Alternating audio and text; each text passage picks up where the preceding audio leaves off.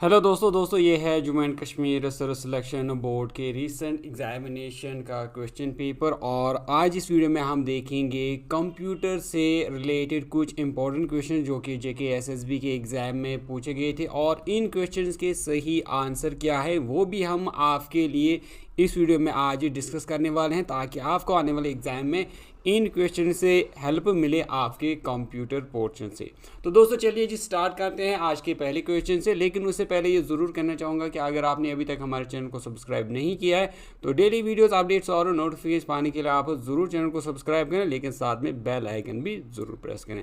तो पहला क्वेश्चन है यहाँ पर, A PCIe slot is used for what purpose on a computer। यानी आपको बताना है कंप्यूटर में जो PCI स्लॉट होते हैं उनका क्या काम रहता है। ऑप्शन आपके पास, to connect to hard disk, to read SD card, to connect to a graphic card, या फिर to connect one computer to another computer. तो दोस्तों इसका जो सही आंसर रहेगा वो रहेगा to connect to a graphic card. दोस्तों अगर हम PCIe की फुल फॉर्म की बात करें तो इसका फुल फॉर्म होता है पेरिफेरल कंपोनेंट इंटरकनेक्ट एक्सप्रेस, और इनका काम होता है जो मुख्तलिफ तरह के आपके पास पेरिफेरल्स होते हैं जिनमें ग्राफिक कार्ड होता है, नेटवर्क कार्ड होता है, या सॉलिड स्टेट ड्राइव्स होते हैं, उनको कनेक्ट करवाना। ये स्लॉट्स होते हैं जो कि कनेक्टिविटी के लिए इस्तेमाल किए जाते हैं, मदरबोर्ड के ऊपर ही लगाए गए होते हैं।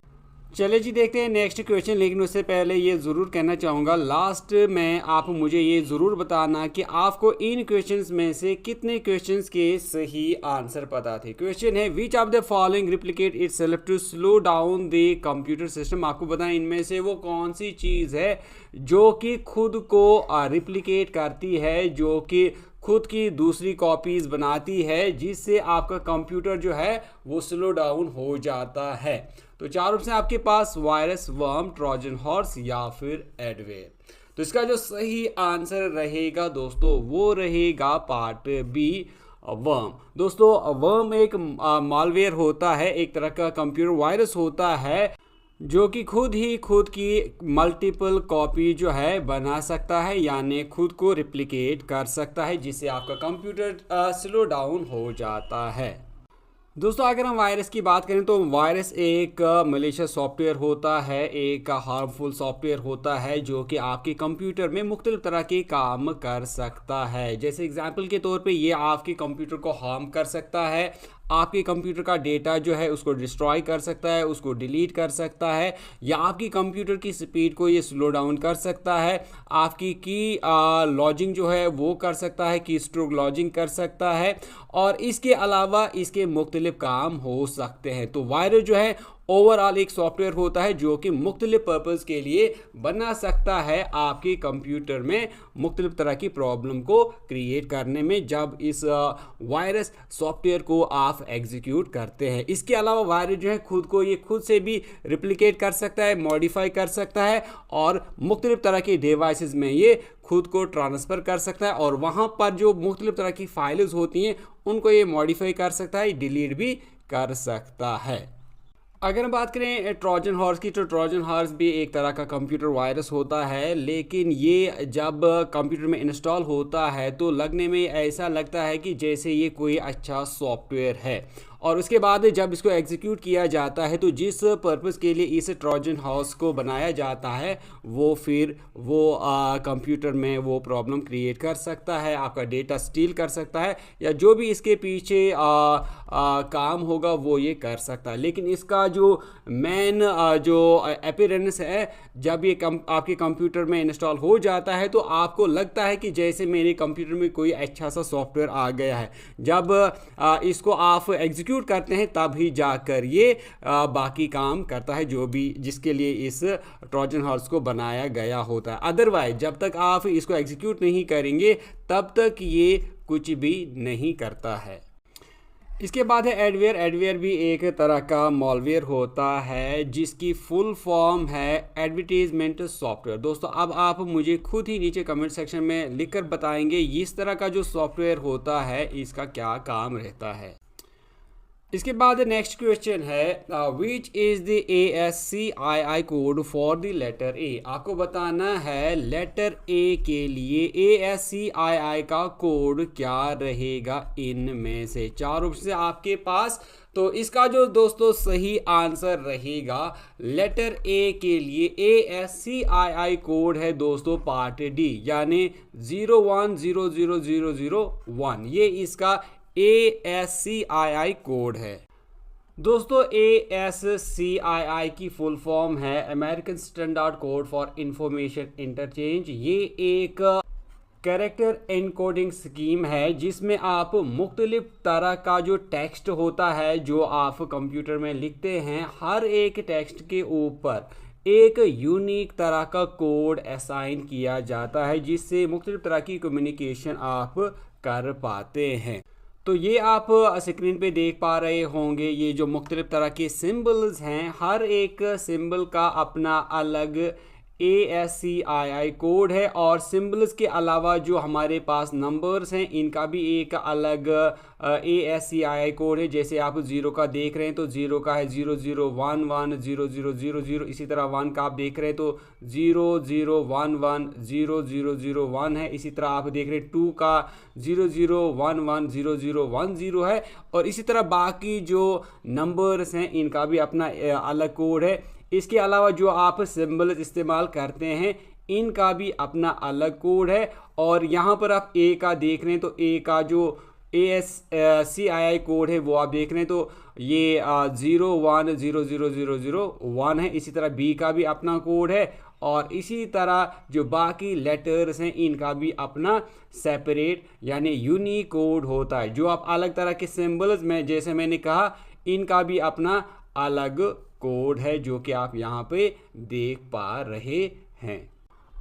नेक्स्ट क्वेश्चन है red hat enterprise Linux is a. आपको बताना है रेड हैट इंटरप्राइज लाइनक्स ये क्या है। चार ऑप्शन आपके पास free and open source Linux distribution, commercial and open source Linux distribution, commercial and closed source Linux distribution, या फिर free but closed resource Linux distribution.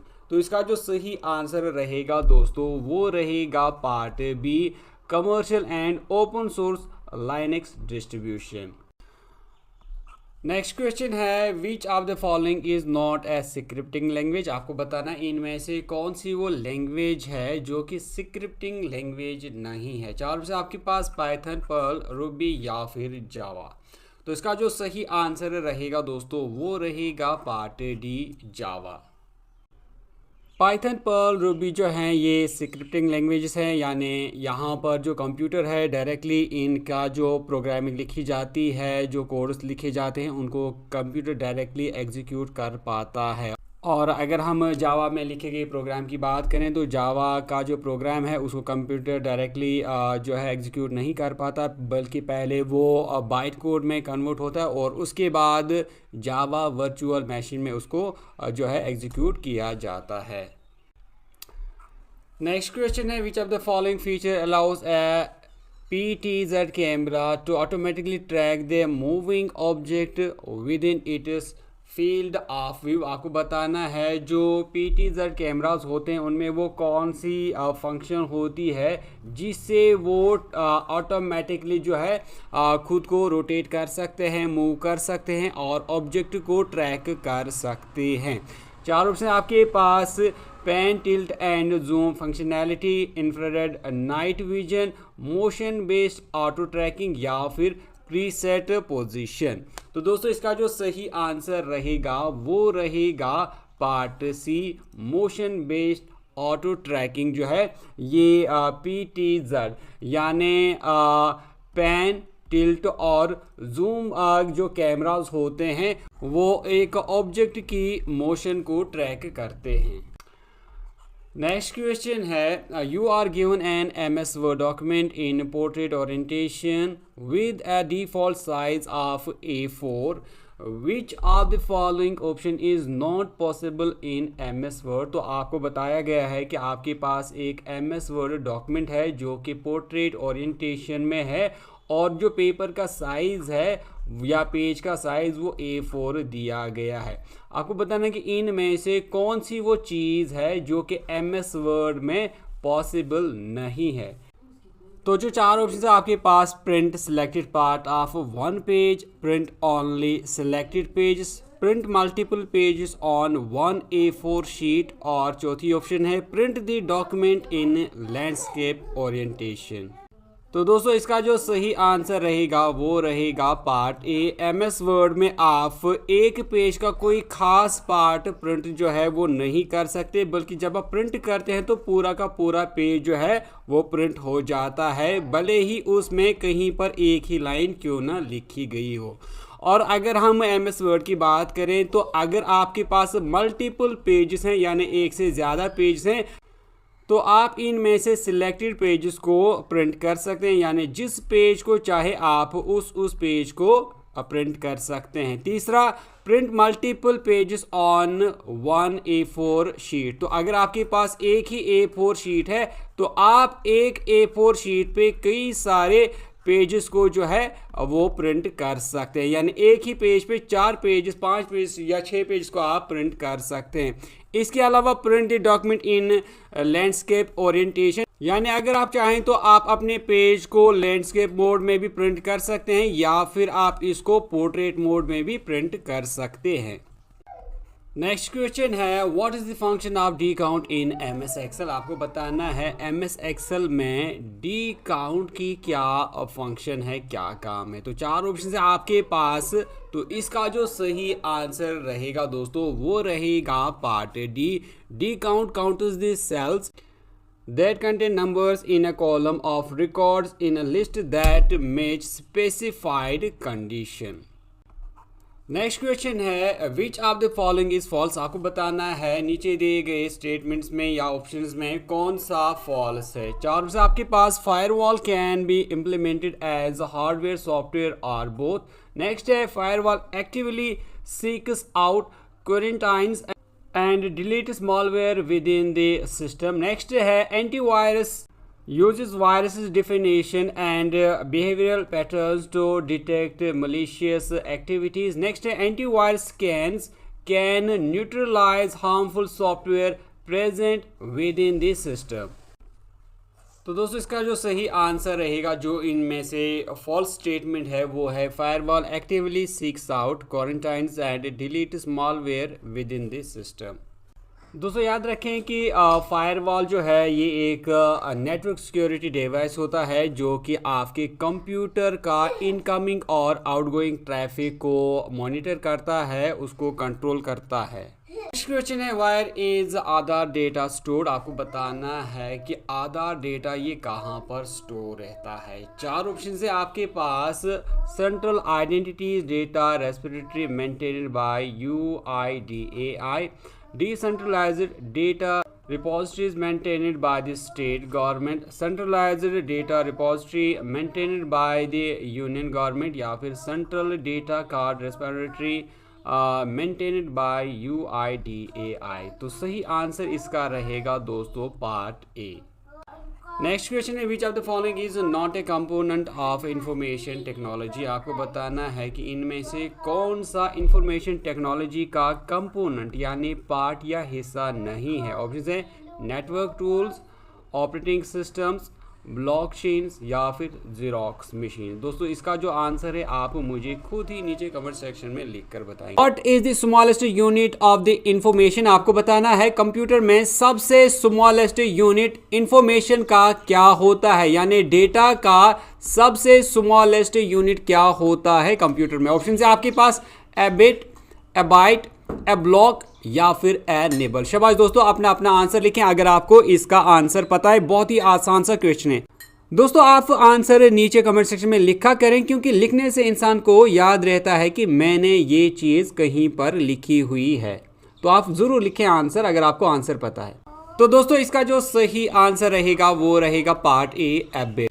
दोस्तों कंप्यूटर डेटा में बिट दरअसल दो वर्ड्स का एक एक्रोनिम है, यानी ये एक शॉर्ट फॉर्म है बाइनरी डिजिट्स का। ये आप याद रखें, बाइनरी डिजिट्स का शॉर्ट फॉर्म है बिट। दोस्तों बाइनरी डिजिट्स में सिर्फ दो डिजिट्स होते हैं, 0 और 1, जहां पर 0 रिप्रेजेंट करता है ऑफ को और 1 रिप्रेजेंट करता है ऑन को, और इन्हीं 0 एंड 1 से बनता है बाइनरी नंबर सिस्टम। और कंप्यूटर डेटा में अगर हम बिट के वैल्यू की बात करते हैं तो बिट की वैल्यू या तो 0 होता है या फिर इसका वैल्यू जो है 1 होता है, और इस तरह ये स्मॉलेस्ट मेजरिंग यूनिट होता है कंप्यूटर इंफॉर्मेशन या फिर डेटा का। दोस्तों अगर हम निबल की बात करें तो याद रखेंगे आपकी जब 4 बिट्स आपस में मिलती हैं तो वो एक निबल बनाती हैं। और इसी तरह अगर हम बाइट की बात करें तो बाइट जो है ये 8 बिट्स का बना होता है, तो बाइट 8 बिट्स का होता है और निबल जो है ये 4 बिट्स का होता है।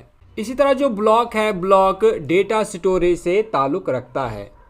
नेक्स्ट क्वेश्चन आया था, which of the following programs enables you to calculate numbers related to rows and columns। आपको बताना है इनमें से वो कौन सा प्रोग्राम है जो आपको इनेबल करता है कैलकुलेशन करने के लिए नंबर्स का, और जो नंबर्स रोज एंड कॉलम्स में दिए गए होते हैं।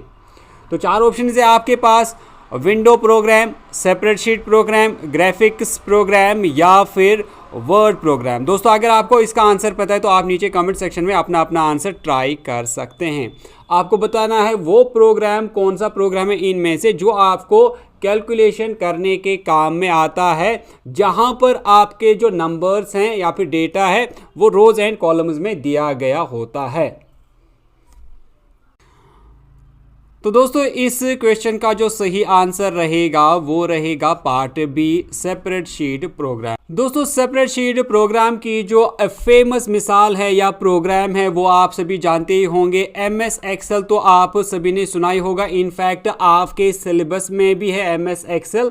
तो MS एक्सेल एक सेपरेट शीट प्रोग्राम है जो कि आप कैलकुलेशंस के लिए इस्तेमाल करते हैं। और सेपरेट शीट प्रोग्राम अगर मैं एक्सेल की बात करूं तो यहाँ पर आपके जो वर्टिकल डिविजन्स होते हैं इनको कॉलम्स कहते हैं, और जो आपके हॉरिजॉन्टल डिविजन्स होते हैं आप इनको रोज कहते हैं। और इन्हीं कॉलम्स और रोज में आपका डेटा दिया गया होता है, जिस डेटा के ऊपर आप कैलकुलेशन कर सकते हैं। कॉलम्स की अगर हम बात करें MS एक्सेल में तो कॉलम जो हैं उनको नेम दिए गए होते हैं alphabetically ABCD and so on, और जो रोज होते हैं इनकी नंबरिंग होती है 1 2 3 4 5 और सो ऑन करके। दोस्तों अगर हम MS एक्सेल वर्कशीट की बात करें तो जहां पर एक कॉलम और एक रो मीट करता है तो यहां पर आप देख रहे हैं तो एक रेक्टेंगुलर बॉक्स सा बनता है, इसको कहते हैं सेल।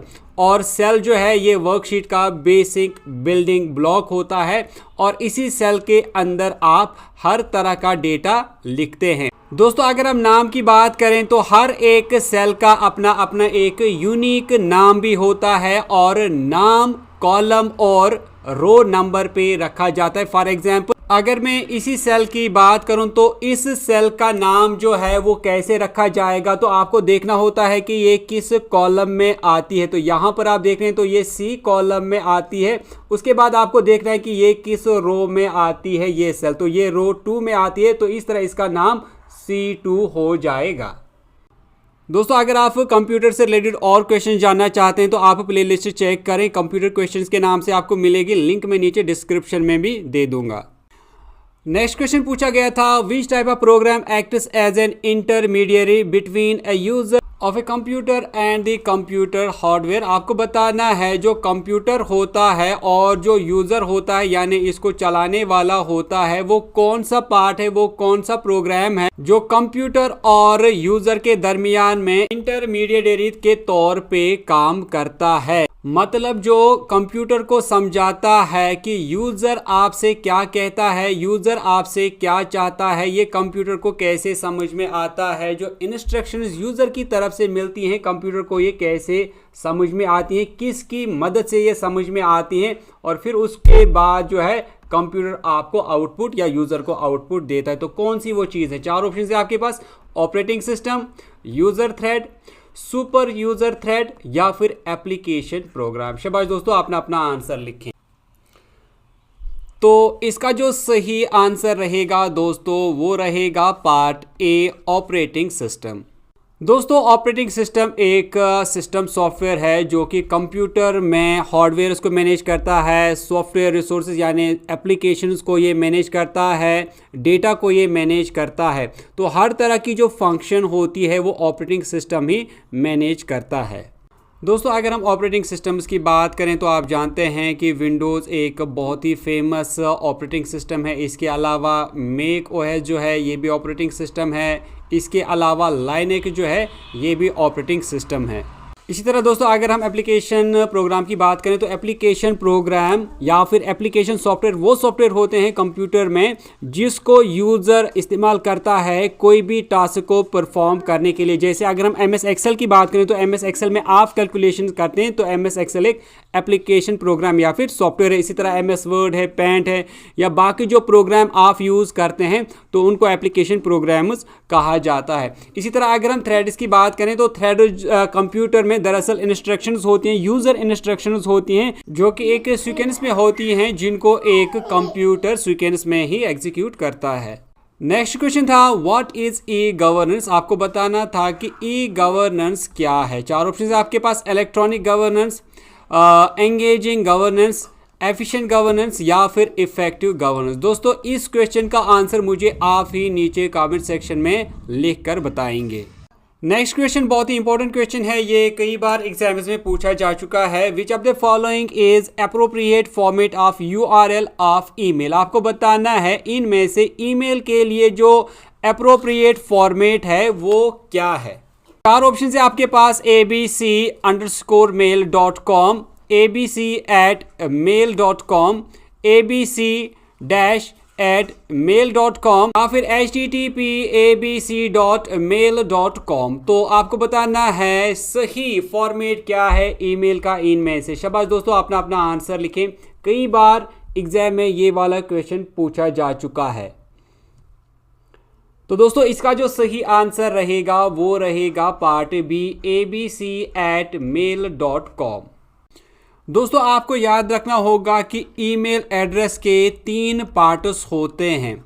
जो पहला पार्ट होता है इसमें यूज़र नेम होता है, यानी जो ईमेल बनाने वाला शख्स होता है उसका नाम पहले पार्ट में रहता है जिसको आप यूज़र नेम कहते हैं। फिर होता है दूसरा पार्ट, दूसरे पार्ट में सिंबल होता है @ का जिसको ऐड कहा जाता है या फिर @ कहा जाता है। और उसके बाद तीसरे पार्ट में डोमेन होता है, यानी उस कंपनी का नाम होता है जो आपको ईमेल सर्विस प्रोवाइड करती है। तो ये तीसरा पार्ट होता है। पहले में यूज़र नेम, दूसरे में सिंबल @ और तीसरे में होता है डोमेन नेम, यानी उस कंपनी का नाम जो आपको ईमेल सर्विसेज प्रोवाइड करती हैं। एग्जाम्पल के तौर पे अगर मैं अपने ईमेल की बात करूं तो मेरा ईमेल एड्रेस है jkssctoppers@gmail.com। तो यहाँ पर आप देख रहे हैं जो SSC टॉपर्स है ये मेरा यूज़र नेम बनेगा और फिर उसके बाद @ साइन आएगी और उसके बाद जीमेल, जो जीमेल है ये कंपनी है जो मुझे ईमेल सर्विसेज प्रोवाइड करती है। तो इसी तरह बहुत सारी कंपनीज होती हैं जो आपको ईमेल सर्विसेज प्रोवाइड करते हैं। एग्जाम्पल के तौर पे hotmail.com, redditmail.com या इसी तरह बहुत सारी ऐसी कंपनी हैं जो आपको ईमेल सर्विसेज प्रोवाइड करती हैं। दोस्तों यहाँ पर ये कहना चाहूँगा कि मैंने ईमेल सर्विसेज पे एक सेपरेट और डिटेल्ड वीडियो बनाई है, आप ज़रूर चेक करें। कंप्यूटर क्वेश्चन से आपको एक PDF मिलेगी। नेक्स्ट क्वेश्चन है which is the Linux operating system. आपको बताना है लाइनक्स ऑपरेटिंग सिस्टम इनमें से कौन सा है। चार ऑप्शन है आपके पास, private operating system, Windows operating system, open source operating system या फिर नन ऑफ दी। शाबाश दोस्तों, आंसर लिखें। इनमें से लाइनक्स ऑपरेटिंग सिस्टम कौन सा है। इसका जो सही आंसर रहेगा दोस्तों वो रहेगा part C, open source operating system. दोस्तों यहाँ पर आपको ओपन सोर्स सॉफ्टवेयर के बारे में या फिर ओपन सोर्स ऑपरेटिंग सिस्टम के बारे में ये याद रखना होगा कि ओपन सोर्स ऐसे सॉफ्टवेयर्स होते हैं जिनको एक कंपनी बनाती है और जो उसके फिर यूजर्स होते हैं, उसको इस्तेमाल करने वाले होते हैं, उनको कंपनी की तरफ से परमिशन होती है, इजाज़त होती है कि वो उनके सॉफ्टवेयर को किसी भी पर्पस के लिए इस्तेमाल कर सकते हैं, उसको चेंज कर सकते हैं या उसको डिस्ट्रीब्यूट कर सकते हैं। गर्ज वो पूरी तरह से आज़ाद होते हैं, यूजर्स पूरी तरह से फ्री होते हैं, वो इस सॉफ्टवेयर का किसी भी मकसद के लिए किसी भी तरह इस्तेमाल कर सकते हैं। नेक्स्ट क्वेश्चन है, which of the following is file extension for MS Word 2016। आपको बताना है MS Word 2016 के लिए जो फाइल एक्सटेंशन है वो क्या है। इनमें से 4 ऑप्शन हैं आपके पास, .docx, .doc, .document या फिर .dox। तो दोस्तों ये क्वेश्चन बहुत ही आसान सा क्वेश्चन है, तो मैं ये क्वेश्चन आपके लिए छोड़ता हूँ, आप ही मुझे नीचे कमेंट सेक्शन में इसका आंसर लिख कर बताएंगे।